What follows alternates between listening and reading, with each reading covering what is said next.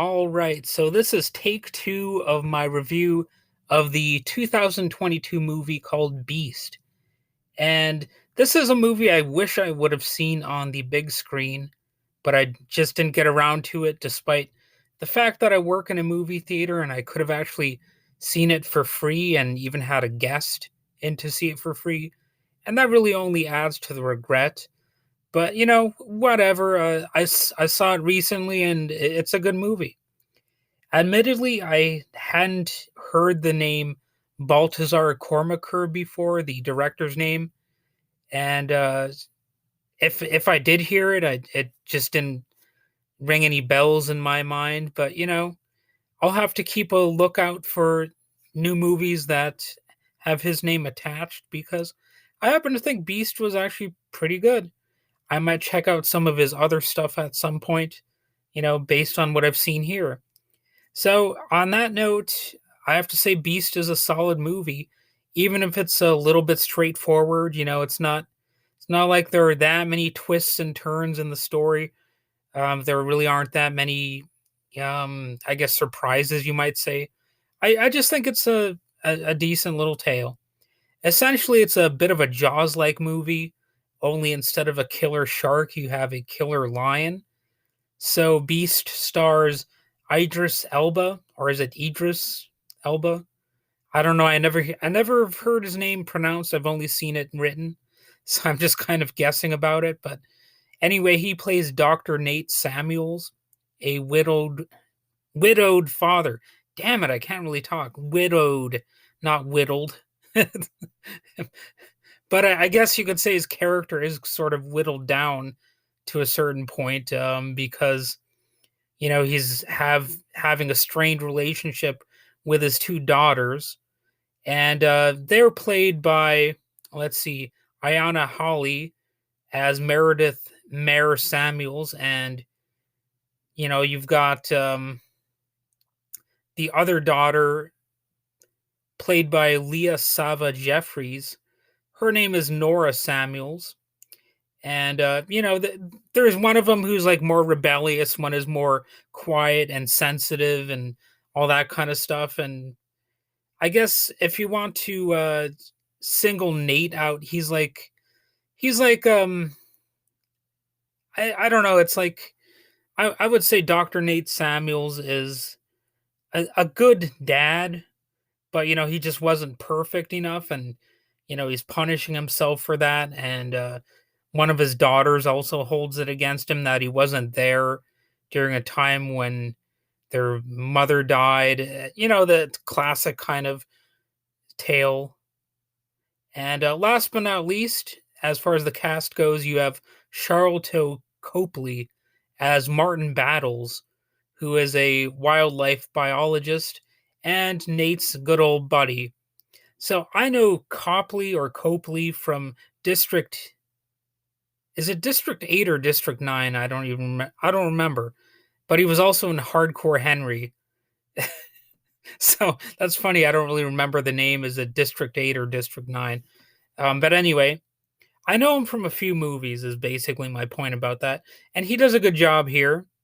So the movie is about Dr. Nate returning with his daughters to South Africa to reconnect with them after the death of his wife and their mother. There is some drama there, but the movie is mostly about that darn cat that you'll eventually see, and it's a rogue lion. I mean, what can you say? And I've seen some reviews of this that were saying that the movie's unrealistic or something like that. But I'm pretty sure there actually have been real instances of rogue lions, and of course rogue other animals as well, including, I mean, if you really look at it, you get the occasional rogue pet dog attack. I mean, things happen. In this case, it's a killer lion. I mean, what do you expect? Like I said, there's some drama here, but really, it's mostly about them bonding together to fend off these attacks. I will say, as they fend off the attacks, it's a good thing they have Martin with them because he proves pretty resourceful. That Martin Battles guy, who's basically their guide throughout much of the movie anyway. Then again, as Martin agreed to bring them into the village where a rogue lion killed the village natives, it's probably a mixed blessing that he was there because, had he not been around, maybe they wouldn't have been in harm's way. It's that kind of thing. I should mention another key component to Beast, though. The other bad guys, aka the poachers or the illegal local hunters, who aggravated the lion in the first place by killing off its entire pride. So I already know some of my fellow libs and lefties watching this will be concerned about Martin battles, possibly representing the whole white savior thing, but honestly, that's not really true here. In fact, Dr. Nate is every bit as resourceful as Martin, and I think it's fair to say that not every white character in a movie necessarily represents Whitey as a whole. And, in this case, I think it's just straightforward that they were buddies, they knew each other from some time ago. It's also the case that Martin and Nate get along because they have a history, you know, um, not not necessarily because there's some sort of complex messaging there in the story. I think it's just more about man connecting with nature and having it go awry, that sort of thing. So basically, this movie is more about bonding with people and reconnecting with family and that kind of thing. It's not, I don't think there's really a whole lot of political messaging here that's intentional. And frankly, I don't think there's much that's, unintentional. I mean, I suppose if you want to, you could dissect the movie and say, oh, this has this theme here and that has that theme there. And what do you know about this connection? And, all that kind of stuff. But really, it's one of those movies you could watch in a much more simple way if you are so inclined. Also, it's fair to say no main characters out to brave each other, at least not by much.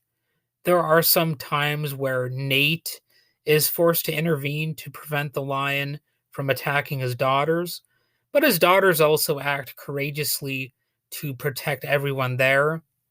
So really, it's not, like nobody's playing the main hero, I would say. I guess you could.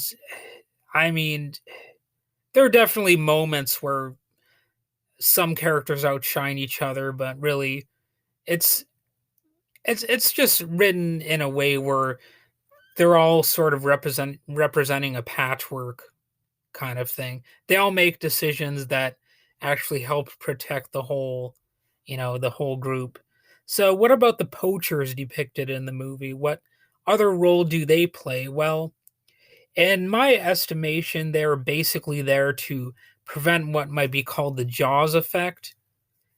So, what do I mean by that? Well, after Jaws was released, the movie Jaws was somewhat to blame for the increased demonization of sharks, and fishermen apparently really ramped up their efforts to go after sharks. Though honestly, I suspect that had more to do with unregulated commercial fishing than just a monster movie. Maybe they used Jaws as sort of an excuse, but obviously, Beast wanted to have some plausible deniability regarding any moral panics about lions or anyone who might cite Beast as some rationalization for poaching lions or any other ferocious creature, Wi- it was partly that, I would assume. And I can't really blame the filmmakers for having that kind of messaging. So, that's really about as political as this movie gets. And that's not really that political either because a lot of people don't like poachers. It's not really that controversial of a position, and for this movie to take that stance, well, it's frankly not that bold, and it just makes sense in the context of the movie too. I mean, it's just one of those things that you really have to appreciate in the context. And the filmmakers obviously didn't want to feel like their hands are bloody with a bunch of lions, blood, or whatever, which I perfectly understand. What I can say is instead of going on a wildlife tour adventure or a safari or whatever you want to call it, maybe it sometimes pays to just stay at a hotel or a lodge or whatever people choose to call some reasonably luxurious place to stay. That way, you might only get to hear back about the lion attacks rather than facing them firsthand. And boy, it's funny I worded it that way because there is a movie called Secondhand Lions, and I really didn't have this part scripted out or anything. I just realized that I connected this to another lion based movie unintentionally.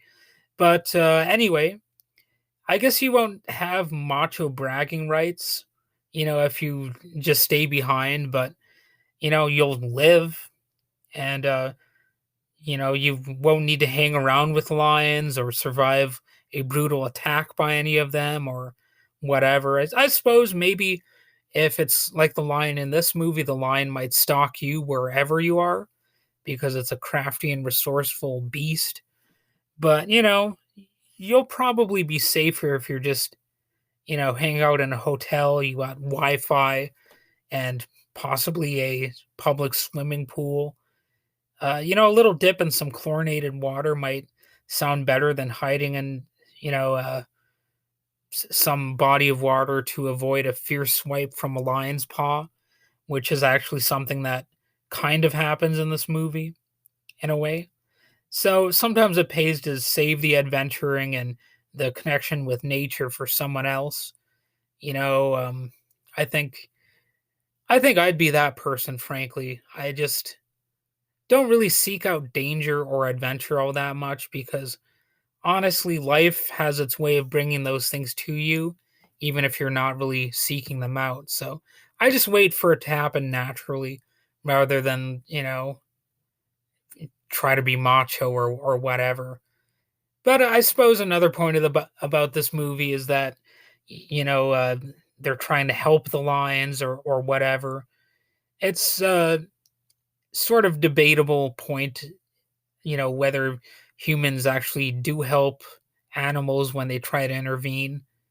Um, in this case, we don't really need to think about it too deeply because it is just a movie, and I'm probably overanalyzing it right now. But at the same time, it is a movie review, and that's basically what a critic is supposed to do a little bit. But anyway, that's basically all I need to say about Beast. Go ahead and check it out. It's not one of those movies that's really hard to find. So, yeah, I recommend it basically.